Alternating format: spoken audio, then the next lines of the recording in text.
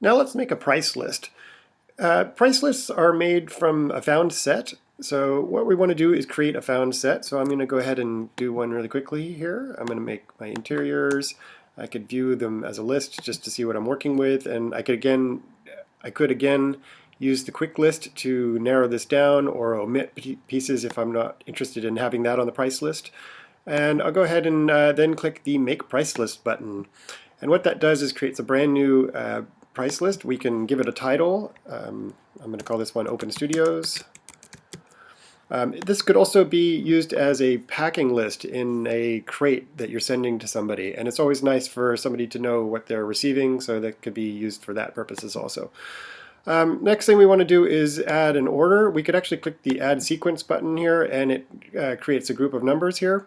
But let's say this is the number one. We click in there, and anytime you click into the gray outside of this, it actually puts it back into this numerical order. So we have two number ones. This would be number two, and again, it doesn't really matter which number you can choose. You can make it a higher number. This could be 16. This is just to sort it really quickly.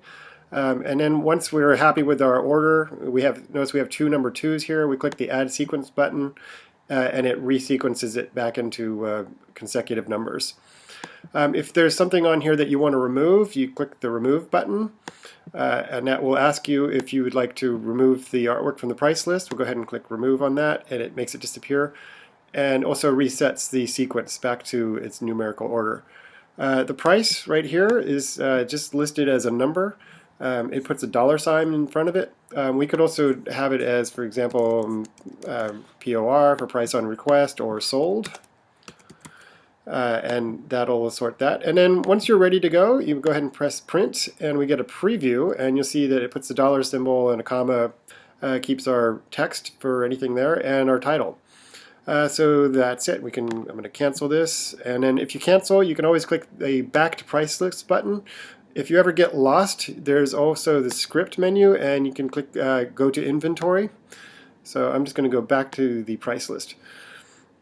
You can always get to the price lists again from the price list button. Again, so Inventory and Price List, and then browse back and forward. We only have one price list right now. If you ever want to delete this, you actually can click this outer button, and it'll show you some more options there, those delete record. We could also expand the window a little bit, and it starts to show the buttons here.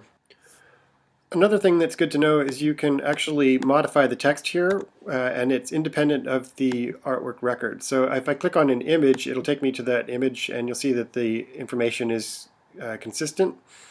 If I go back into the price list, you'll see that this is going to show up exactly as you type it here. If I want to reset it back to its original information, all I have to do is adjust this artwork ID back to its original. So I can just copy it, delete it, and paste it back in, and then click into the gray, and you'll see it adds back into the from the original record the dimensions and the price.